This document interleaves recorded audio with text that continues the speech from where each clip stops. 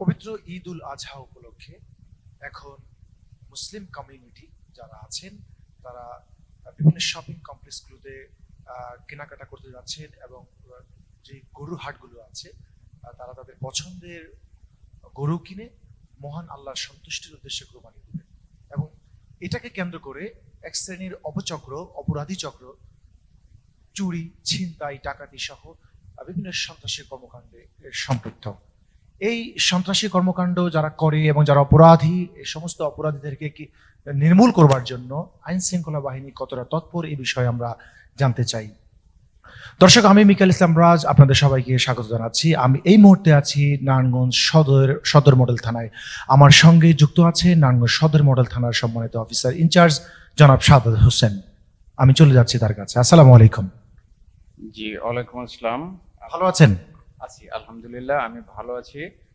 আমি Mohammad Saadat Hossain, officer in charge, Narayanganj সদর model থানা, নারায়ণগঞ্জ। আমি পবিত্র ঈদুল আজহা উপলক্ষে নারায়ণগঞ্জ সদর থানার সমস্ত সম্মানিত জনগণ এবং অধিবাসীদেরকে শুভেচ্ছা জ্ঞাপন করছি। আপনারা জানেন আর কদিন বাদেই পবিত্র ঈদুল আজহা অনুষ্ঠিত হবে। এ উপলক্ষে বিভিন্ন জায়গায় ইতিমধ্যেই কোরবানির পশুর হাট এবং মার্কেটগুলোতেও বেচাকেনা শুরু হয়ে গেছে।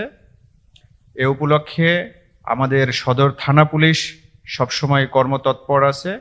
আমরা আমাদের পুলিশের একাধিক টহল টিম মাঠে রেখেছি, যাতে যে কোনো ধরনের অপরাধী চক্র তারা কোনো ধরনের অপরাধ কার্যক্রম পরিচালনা না করতে পারে।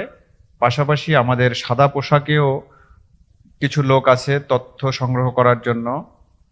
আমাদের জেলা পুলিশের ডিএসবি তে তারা কর্মরত।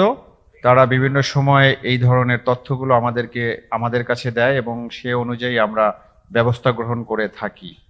আমি পবিত্র ঈদুল আজহা উপলক্ষে নারায়ণগঞ্জ সদর থানাবাসীকে দু একটি অনুরোধ করতে চাই। সেটা হচ্ছে, আপনারা এই ঈদুল আজহা উপলক্ষে অধিকাংশ লোকই দেশের বিভিন্ন স্থান থেকে নারায়ণগঞ্জে যারা বসবাস করেন তারা আপনাদের গ্রামের বাড়িতে চলে যাবেন। আপনাদের বাসা বাড়িতে আপনাদের কিছু মূল্যবান সামগ্রী আপনারা রেখে যাবেন। আমি থানার অফিসার ইনচার্জ হিসাবে এবং আমার থানার সমস্ত পুলিশ সদস্য আমরা আপনাদের জানমালের নিরাপত্তা দেওয়ার চেষ্টা করি। তথাপিও আপনারা আপনাদের এই মূল্যবান সামগ্রীগুলো হেফাজতে রেখে যাবেন। আপনারা যাওয়ার সময় লাইট, ফ্যান, সুইচ এগুলো অফ করে যাবেন। পাশাপাশি আপনাদের লকারগুলো ঠিকমতো তালাবদ্ধ আছে কিনা সেগুলো দেখে যাবেন, যাতে আপনার এই মূল্যবান সম্পদটি খোয়া না যায়।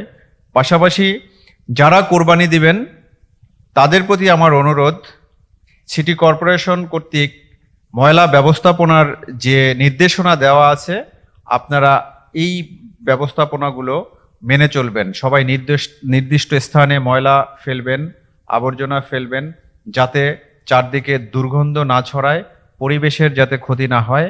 আমরা নারায়ণগঞ্জটাকে সুন্দর এবং বাসযোগ্য নারায়ণগঞ্জ হিসাবে দেখতে চাই। পাশাপাশি এই ঈদ উপলক্ষে কিছু টিনেজ ছেলেপেলে আছে, আপনার আমার সন্তান, তারা মোটরসাইকেল নিয়ে রেস করবে, রাস্তা ফাঁকা পাবে, রেস করবে, বিভিন্ন ধরনের দুর্ঘটনায় তারা পতিত হবে। আপনার সন্তানকে আপনি বলবেন যাতে এই ধরনের কর্মকাণ্ড থেকে তারা বিরত থাকে। একটি দুর্ঘটনা সারা জীবনের কান্না। আপনার সন্তান যেন দুর্ঘটনায় আহত না হয়, আমরা সেই দোয়া করি। তার জন্য আপনাদেরকে সচেষ্ট থাকতে হবে। পাশাপাশি ঈদের সময় বিভিন্ন জায়গায় ঈদের জামাত উপলক্ষে জামাতকে কেন্দ্র করে বিভিন্ন কমিউনিটির মধ্যে যে অসন্তোষ তৈরি হয়, মারামারির তৈরি হয়, আমরা অতীতেও দেখেছি। আপনারা যারা সমাজের লোকজন আছেন আপনারা এগুলো এড়িয়ে যাবেন এবং যাতে কোনো ধরনের কোনো অনাকাঙ্ক্ষিত কোনো পরিস্থিতির সৃষ্টি না হয়, মারামারির তৈরি না হয়, তার জন্য আমি এই নারায়ণগঞ্জ সদর থানাবাসীকে অনুরোধ করছি। জি, আপনাকে ধন্যবাদ।